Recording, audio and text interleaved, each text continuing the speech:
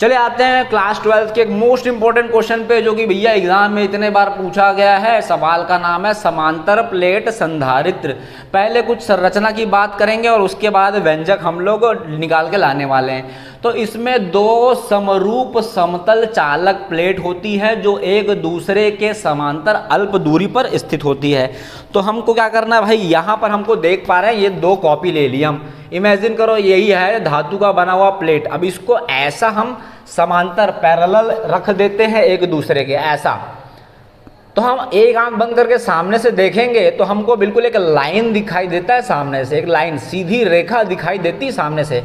तो सामने से देखेंगे तो दो लाइन दिखाई देगा हमको, लेकिन वास्तव में ये दो प्लेट हैं, दो समांतर प्लेटें हैं। उसी बात को यहाँ लिखा हुआ है। अब इसके लिए व्यंजक की बात करें तो ये बोलता है हमारे पास दो प्लेट है भैया, एक्स और वाई, संधारित्र है, दो प्लेटें हैं। प्रत्येक प्लेट का जो क्षेत्रफल है, एरिया जो है कैपिटल ए है, और यहाँ दोनों के बीच की दूरी डी है। तो क्षेत्रफल का मतलब आई थिंक समझ में आ गया, ये है लंबाई और ये गुणा चौड़ाई।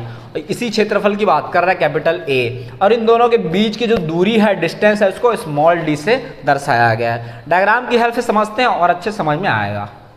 तो ये सामने हमको डायग्राम दिखाई दे रहा है। डायग्राम में हम देख रहे हैं प्लेट x है और प्लेट y है, दोनों के बीच की दूरी जो है स्मॉल d है।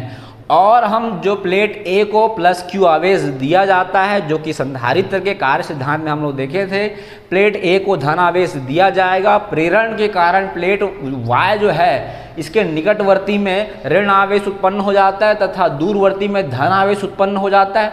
चूंकि इसका संबंध पृथ्वी से कर दिया गया है, इसलिए संपूर्ण जो आवेश है वो पृथ्वी में चला जाता है। तो उसी बात को यहाँ पर लिखा हुआ है थ्योरी के रूप में। वीडियो को पॉज करो, डायग्राम को बनाओ और थ्योरी को लिख लो। उसके अलावा एक बात यहाँ पे लिखा है, प्लेट एक्स पर जो घनत्व होगा आवेश का वो होगा सिग्मा।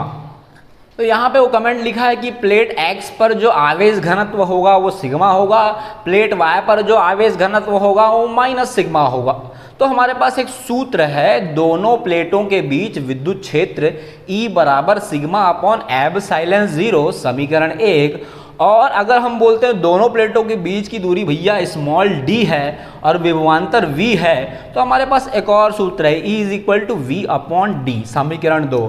अब इसके आगे के पार्ट को हम लोग व्यंजक को व्हाइट बोर्ड पे देखते हैं जस्ट। तो दोस्तों आज की क्लास स्टार्ट करते हैं, और मैं अपने टॉप 5 बुक में से एक बुक जो है अवचेतन मन की शक्ति, इसके बारे में कुछ बताना चाहूँगा। और ये बुक बताता है कि यार ड्रीम्स पूरे होंगे, सपने पूरे होते हैं, सपने देखो। और ये रहा एक आइसबर्ग किसे कहते हैं, जो उत्तरी गोलार्ध और दक्षिणी गोलार्ध पृथ्वी का है, अटलांटिक महासागर, वहाँ पर बड़े बड़े टुकड़े हैं चट्टान के, एक्चुअली चट्टान के नहीं, बर्फ के बने हुए बड़े बड़े पहाड़ जैसे दिखाई देते हैं टुकड़े।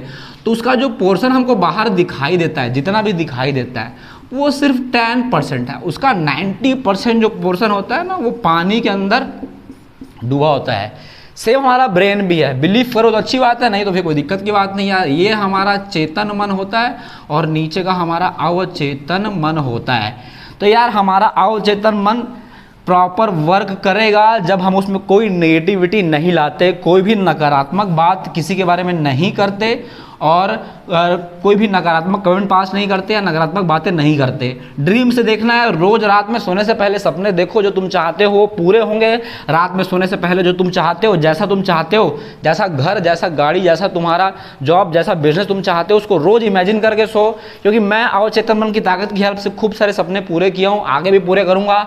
और चेतन मन हमारा 10% है और अवचेतन मन हमारा 90% है। रात में सोने से पहले रोज ड्रीम देखना है और जस्ट उठने के बाद फिर से ड्रीम देखना है। तो सिर्फ ड्रीम देखने से छात्रों काम नहीं चलेगा दोस्तों, हमको ड्रीम के साथ वर्क भी करना पड़ेगा, कर्म, तभी हम रिजल्ट हमको प्रॉपर मिल सकता है।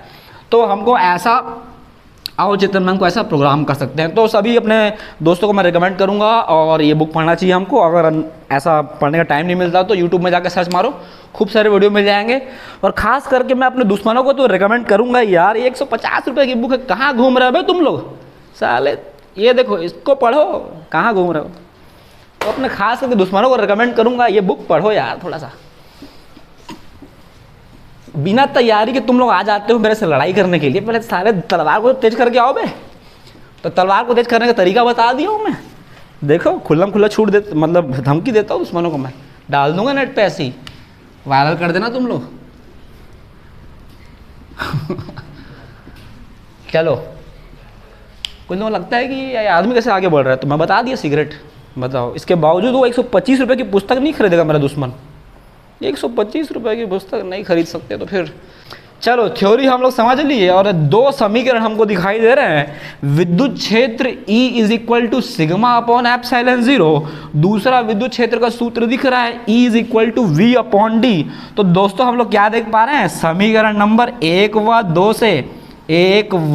2 से हम देख पा रहे हैं भैया दोनों का लेफ्ट हैंड साइड बराबर दिख रहा है। तो इस बार होने वाला है राइट साइड बराबर, मतलब समीकरण 2 का राइट हैंड साइड उठा के रख दिए। ये समीकरण 2 का right hand side V upon D। अब समीकरण 1 का right hand side sigma upon epsilon 0। यार D कहाँ जाएगा, ऊपर में V is equal to sigma into D upon epsilon 0, तो वैसा ही है। अब क्या होता है हमारे पास, एप्सिलॉन 0 बटे में तो खैर वैसा ही है। यहां पर एक सूत्र है हमारे पास, sigma is equal to Q upon A। अब यहां पर एक इंटरेस्टिंग ट्रिक बताने वाला हूं, ध्यान से देखेंगे यार सभी छात्र, सभी मेरे दोस्त। सिग्मा क्यों आया, ये ट्रिक बता रहा हूं, ये खुद मैं बनाया हूं ट्रिक। सिग्मा क्यों आया, ये ट्रिक है इसको याद करने का, सिग्मा क्यों आया।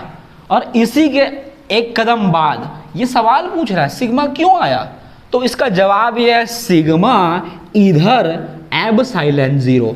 एप्सिलॉन 0 के अंदर एक चीज छुपा है, एप्सिलॉन। बार बार लोग तो एप्सिलॉन, कुछ लोग एप्सिलॉन भी बोल देते हैं, तो कुल मिला के सलाम बताओ यार, एप्सिलॉन बताओ। वहां आया हुआ थोड़ी हो रहा है एग्जाम सेंटर में, हम बोलेंगे सिग्मा क्यों आया, सिग्मा इधर सलाम करने आया।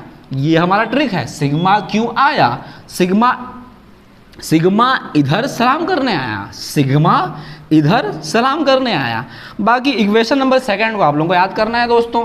चलो यार, अब क्या करें, सिग्मा का मान रख दें क्या, तो हमारे पास V is equal to sigma का मान है Q अपॉन A, तो ये Q अपॉन A रख दिए, D वैसा ही है और बटे में एप्सिलॉन 0 भी वैसा ही है, और A जाने वाला है बटे में, Q इंटू डी तो वैसा ही है और A जाएगा भैया बटे में, ये बटे में चला गया।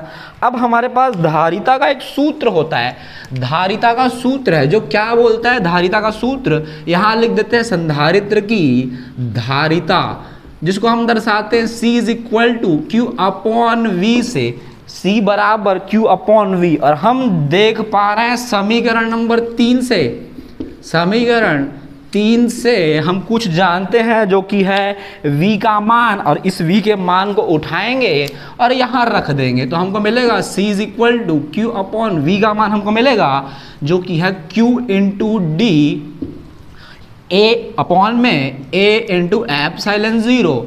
हम देख पा रहे हैं दोस्तों ये Q और Q निपट चुका है, और ये जो बटे के बटे में रहता है पलट के ऊपर चढ़ जाता है A into epsilon 0 upon D।